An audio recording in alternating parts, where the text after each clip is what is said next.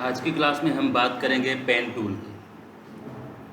Pen tool किस लिए use होता है और उसका काम क्या होता है और वो किस तरह से काम करता है। सबसे पहले बात करते हैं पेन टूल के शॉर्टकट की। पेन टूल की ये किसी भी शेप बनाने के लिए काम आता है। ये रहा पेन टूल। कोई भी अगर आपने शेप बनाना हो तो आप आज़ादी से ये शेप बना सकती हैं।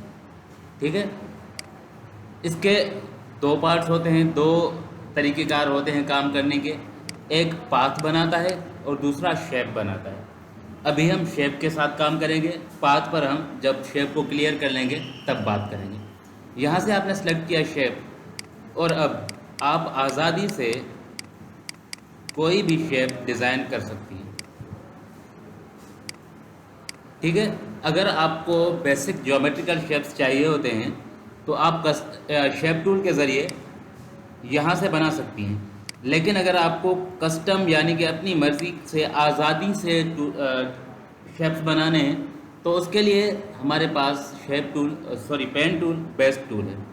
अब ये काम किस तरह से करता है, आपने किसी भी जगह पर क्लिक की, वो इसकी फर्स्ट पॉइंट हो गई। दूसरी जगह पर क्लिक किया आपने, वो इसकी सेकंड पॉइंट हो गई। जिस तरफ आप अपनी क्लिक्स को बढ़ाती जाएंगी, जब तक आप फर्स्ट और लास्ट पॉइंट आपस में मिला नहीं लेती, ये शेप कंप्लीट नहीं होता।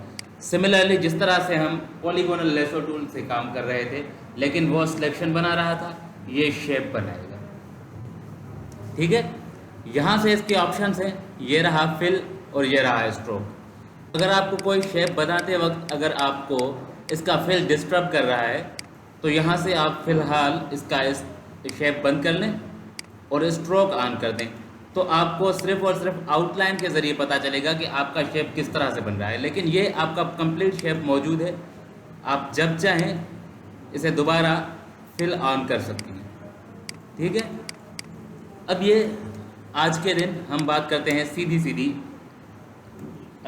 सीधे शेप्स बनाने की। अब देखें, ये जो शेप है ये हम अगर रिक्रिएट करना चाहें ये कार्ड, तो यहाँ से ट्रायंगल और डिफरेंट शेप्स लेकर भी हम काम कर सकते हैं। लेकिन अगर हमें ज़्यादा फ्लेक्सिबिलिटी चाहिए और ज़्यादा आसानी चाहिए तो हम पेन टूल के साथ काम करते हैं। देखें, ये रहा पेन टूल। अब मैं ये सबसे पहले ये वाला शेप ट्रेस कर रहा हूँ। इसे हम बोलते हैं ट्रेसिंग।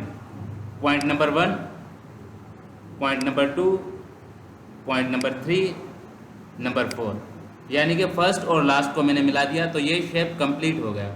अब देखें, इसका फिल यहाँ से ब्लैक है, आप कोई भी इसका फिल सेलेक्ट कर सकती हैं। लेयर पर आ जाएं, ये रहा लेयर का आइकॉन। यहाँ पर डबल क्लिक करके आपने आई ड्रॉपर के साथ जिस चीज़ पर क्लिक की, आई ड्रॉपर ऑटोमेटिकली आ जाएगा। क्लिक करेंगे वो इसमें कलर आ जाएगा। एक बार फिर मैं रिपीट कर देता हूँ ताकि आपको आसानी हो समझने में, जो कि मुझे पता है कि पहली बार में आपको चीज़ें कुछ समझ में ना आए। पेन टूल किसी भी शेप या किसी भी चीज़ को अगर आसानी से रिक्रिएट करना हो तो ये बेस्ट चीज़ है।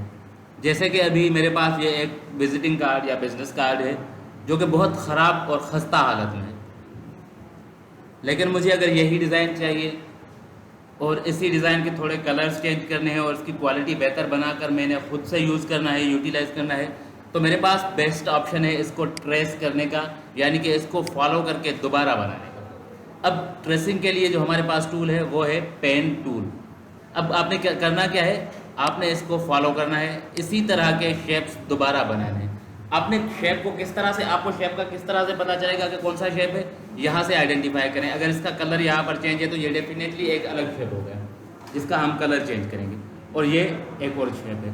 पहले मैंने आपको समझाने के लिए ट्रायंगल बनाया था, लेकिन अब मैं ये जो रेक्टेंगल है इसे दोबारा बनाता हूँ।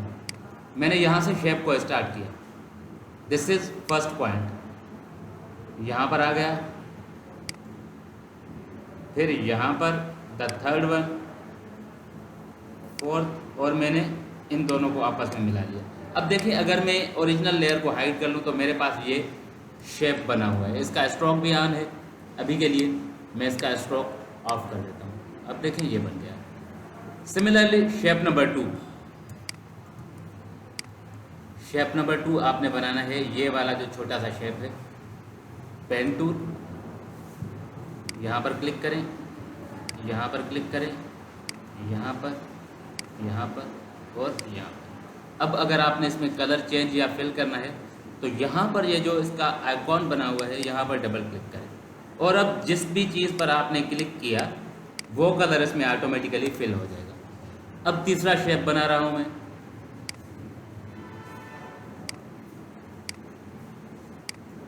इसका कलर मुझे वैसा ही लाइट रखना है। Double click on this. अब देखें ये हो गया, ठीक है। अब मैं अगर ओरिजिनल वाले को हाइड कर लूँ तो मेरी रिजल्ट ये कुछ ये है, लेकिन इसमें प्रॉब्लम्स हैं, थोड़ी सी कहीं पर गैप है और कहीं से ऊपर नीचे है। तो इसके लिए आप यहाँ से डायरेक्ट सिलेक्शन टूल ले लें। एक होता है पाथ सिलेक्शन, दूसरा होता है डायरेक्ट सिलेक्शन। आपने डायरेक्ट सिलेक्शन लेना है और उस पॉइंट पर, जिस पॉइंट को आपने मूव करना है उसको पर्टिकुलरली क्लिक करके एडजस्ट कर लें। अब ये सिर्फ वही पॉइंट मूव हो रही है जो मैंने सेलेक्ट की हुई है। अगर आपने लाइन पर क्लिक की तो ये पूरी लाइन यानी कि पाथ मूव होगी। अगर आपने पॉइंट पर क्लिक करके मूव किया तो ये पॉइंट मूव होगी। अब ये वाला प्रॉब्लम है, इस शेप को सिलेक्ट करके ये पॉइंट में इसके साथ एडजस्ट कर लेता हूँ, ठीक है, हो गया।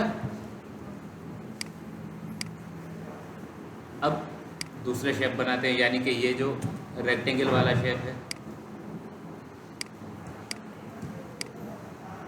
ये बन गया। अब इसमें मैंने ब्लैक कलर डालना है, ब्लैक कलर, और ये सबसे ऊपर आ गया। और चौथा शेप ये रहा, सॉरी पांचवा।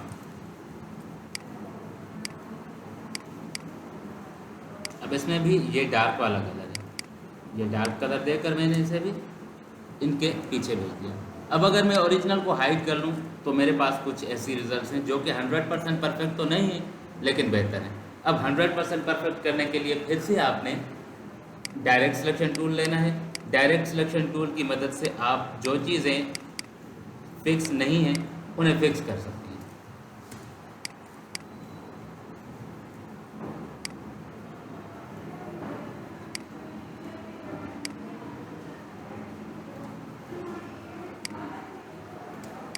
ठीक हो गया। अब अगर किसी भी चीज़ का कलर चेंज करना हो, उस लेयर के सामने वाले आइकॉन पर डबल क्लिक करें और यहाँ या तो आप यहाँ से कलर चेंज कर लें या जिस चीज़ पर भी आप क्लिक करेंगी उसका कलर उठकर इसमें फिल हो जाएगा। प्रेसिंग का कॉन्सेप्ट समझ में आ गया, किस तरह से होती है, हो जाएगा। ये चीज़ मैंने कल भी आपको बताई थी कि देखने में बहुत आसान है लेकिन करने में मुश्किल होती है।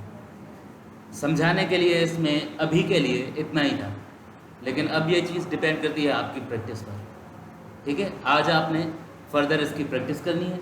एक तो सैम्पल्स में अगर आपको सर्च करके दे दूँ तो आप उसे फॉलो करें और उसे कंप्लीट करें। उसके बाद हम इससे आगे का काम किस तरह से होता है, अभी हम पहले इससे सीधा सीधा आइकॉन ट्रेस करना, उन्हें एडजस्ट करना और उनमें कलर फिल करना सीखेंगे। कर्व की बात करेंगे हम उसके बाद में। अब ये बिल्कुल सीधा नहीं है, जिस तरह से हम सीधा सीधा काम कर रहे हैं ये इतना आसान सीधा काम नहीं करता। इसमें ये जो हम सर्कल्स बनाते हैं ना, ये बड़ी मेहनत का काम होता है। अगर आपने पहले सीधा बनाना सीख लिया तो हम इस पर भी आएंगे। अभी के लिए आज बताने के लिए, सुनाने के लिए क्लास इतनी ही थी, लेकिन अभी आपने प्रैक्टिस करनी, ठीक है। मैं दे रहा हूँ।